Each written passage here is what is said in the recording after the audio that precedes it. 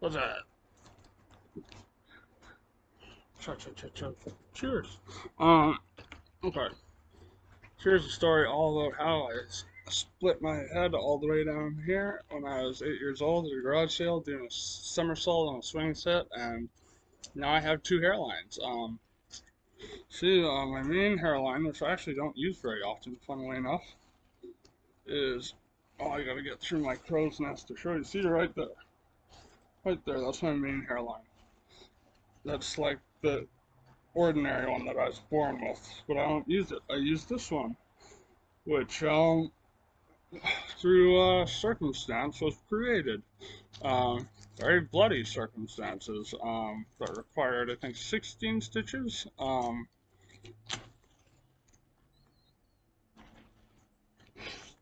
an 8-year-old me getting injected with morphine, which was really something. But yeah, so um, like in our old neighborhood, we had this like massive house. Like I came from not a wealthy family, but like a like pretty well off parents. Smart, educated, hard workers. Um, they worked round the fucking clock. Like I barely got to see them as a child because they worked so much.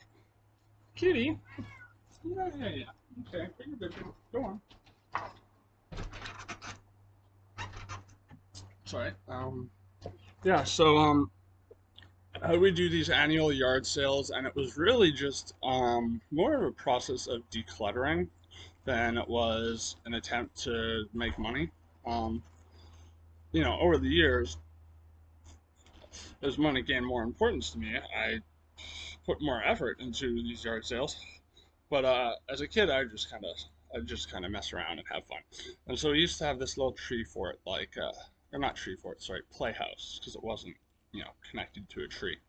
It was essentially like propped up on four wooden stilts, and it was like a little house like that. We even had a homeless dude come by and offered to pay us $50 a month to sleep inside there. Of course, my folks said no. As a kid, I was like, why not? And they're like, just bad idea. Now I'm like, yeah, okay, I see where they're coming from.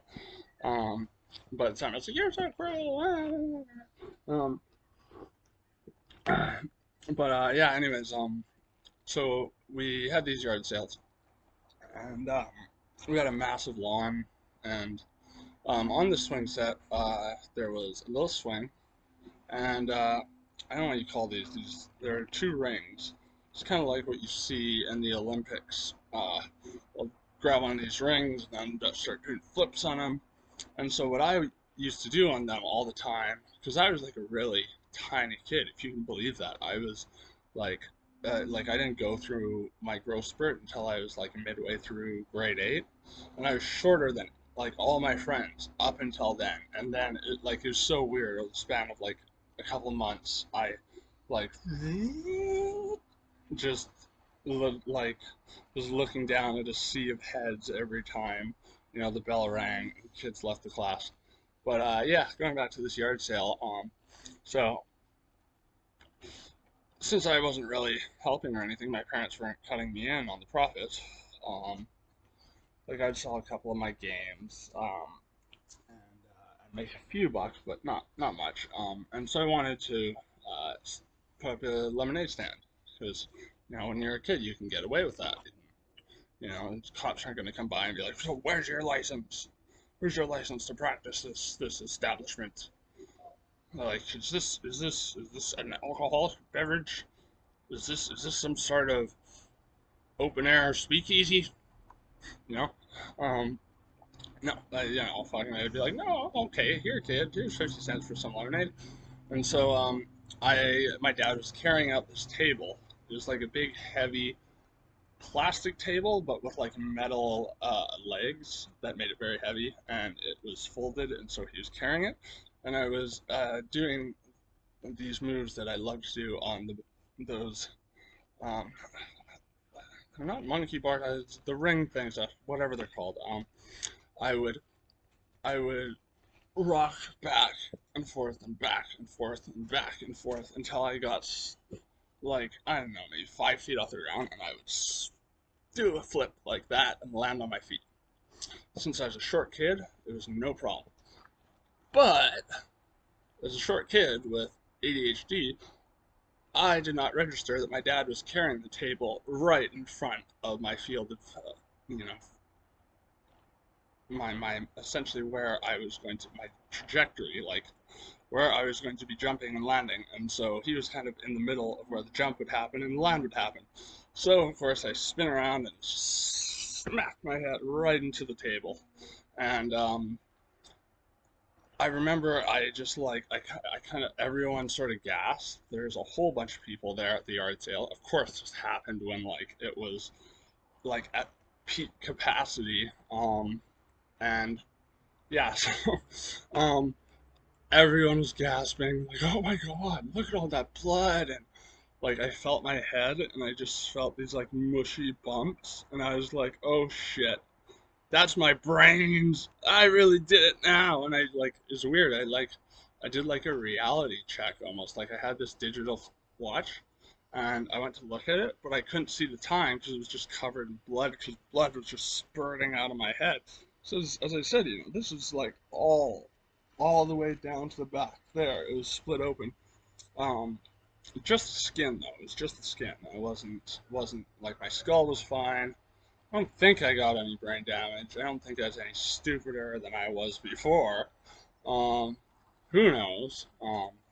But yeah. So my mom's running out, fucking flailing with towels. Get the car, get the car. And insert my dad's name, and dad gets the car, drive to the ER. My mom's like giving me freezies, like just don't think about it, don't think about it, don't think about it. And I'm like, I got adrenaline going, and you know, like I just like so bewildered and like what the fuck, and like the pain wasn't really registering yet. But when we got in the ER and sat down, um, I don't know, they put me in this area where like I guess it was for like kids or whatever. And they're playing like Field of Dreams or something, and I think that's what it's called, that like baseball movie with, I think it's like Kevin Costner or something. I can't remember. So I've never really seen it. I don't really care about sports, let alone movies about sports. Now Foxcatcher was interesting because it was like a real story about that like weird. I think it was Rothschild's dude who like was really creepy, and he just like hired these athletes and like started molesting them and shit. But that's different. That's not like just a heroic fucking sports movie or whatever. Um, and I remember my parents were just like rushing out, giving me freezies because this was when the adrenaline was wearing off and like the pain was starting to set in. I was like, yeah. And so finally they take me in to do the stitches, and they're like, we're going to inject some morphine into the wound. Just hold my hand, says one of the nurses. I hold her hand and I feel the needle going. I'm like, ah, and I just feel this numbness, this tingling, like, and I like now I'm no stranger to what it feels like to inject morphine because I used to do that when I was injecting opioids, way back in the day. It's not very pleasant. Uh, it's not very pleasant. Like when I did it IV in the past, like you'd get this itchiness all over you. Um, kind of like it kind of feels like the niacin flush a little bit. It's like intense itchiness, and then just pins and needles, fucking like everywhere, and like certain types of like actual heroin do that to me too. But since they injected me like in the scalp, it was different. It was like this numbness that kind of went down through my whole body, and they had to shave a whole bunch of the hair off my head except for like what was on the sides. They put in the stitches, and because I was so high on morphine, like I was acting like nothing fucking happened, and my parents were like taking me to get ice cream. I guess as a way of like pacifying me, and oh god, this must have been such fucking like just like staggeringly shocking sight for the people in this ice cream parlor. Um, I run in looking like Frankenstein's fucking monster, like head shaved, 16 stitches. It was, I can't remember, it was 13 or 16. I think it was 16. Or I think it was like 13 um, of the dissolvable stitches, and then three of the ones that they had to take out. Um, Something like that. Anyways, and the hair that was left on the sides was like all clotted with blood. And so I run in all high on morphine, like, yeah, let's get some fucking ice cream, let's get some ice cream. And like everyone's like, are the dead returning from the grave? Like, what the hell? Who's this zombie child?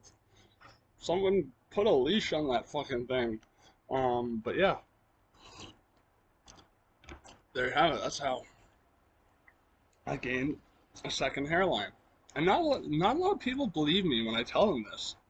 And so I part my hair. I mean, if I had a comb right now, which I don't, I'd have to run upstairs to grab it. But you can see that is my other hairline. Um, I'm actually kind of glad that I have it because I prefer parting my hair this way. Um, but yeah, I mean, there you go. That was like probably my biggest injury as a child, which is surprising, because like as a kid, we had some brutal fucking fights, man. Growing up in the neighborhood I grew up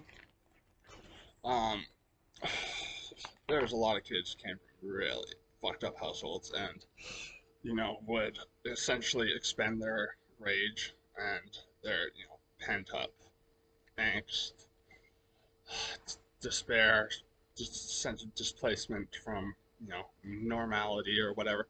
And I'd take it out at recess, and we would have like territory fights for the playground, and they were brutal. Like, I remember like getting smacked with bottles, like, and it's not like movies where they break. They go dunk, dunk, and it's like you hear your skull go dunk too. Like, I remember like once I was like I kneeled over to look at a puddle, and this dude just ran up and just pushed my face in it and like held me down there, and I was like legitimately like drowning.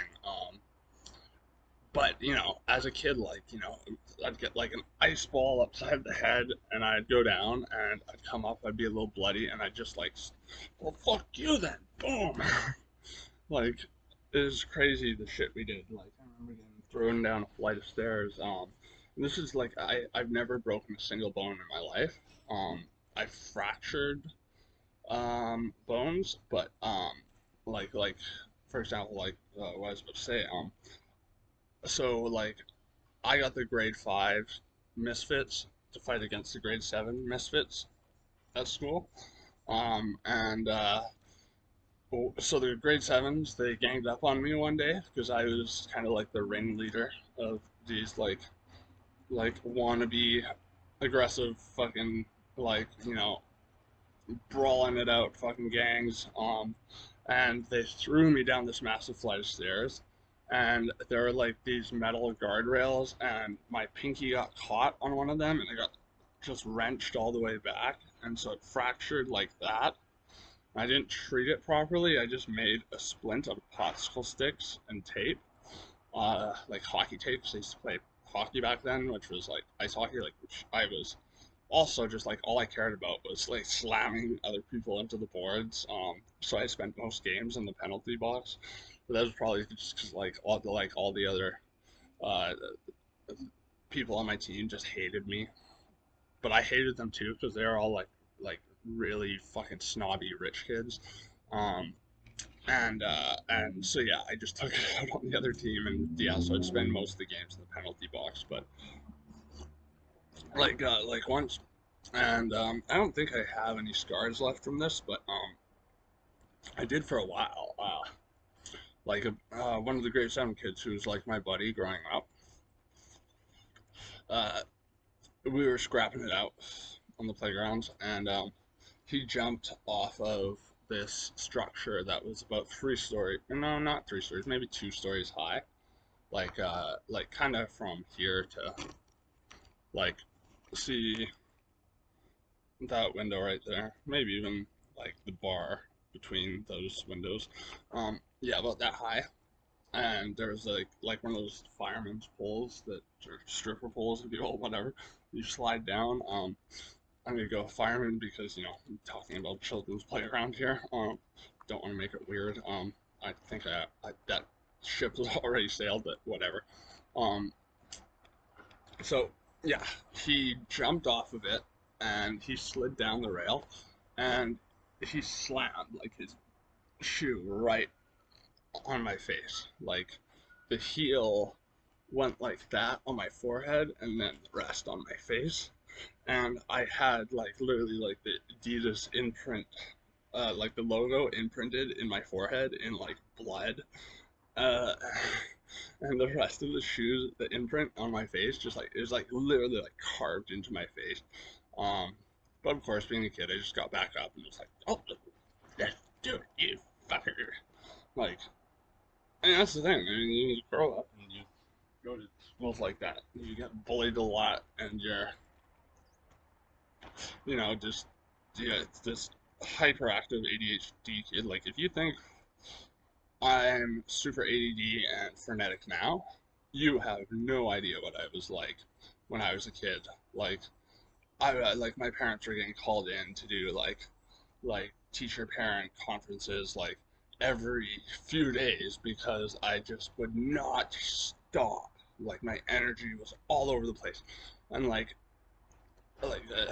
doctors kept trying to push Ritalin on me, but I wouldn't actually take them. I didn't want to take them. I didn't. For one, I didn't really like how it felt, and for two, I saw kids around me who were on Ritalin, like a lot of Ritalin, and were like fucking zombies.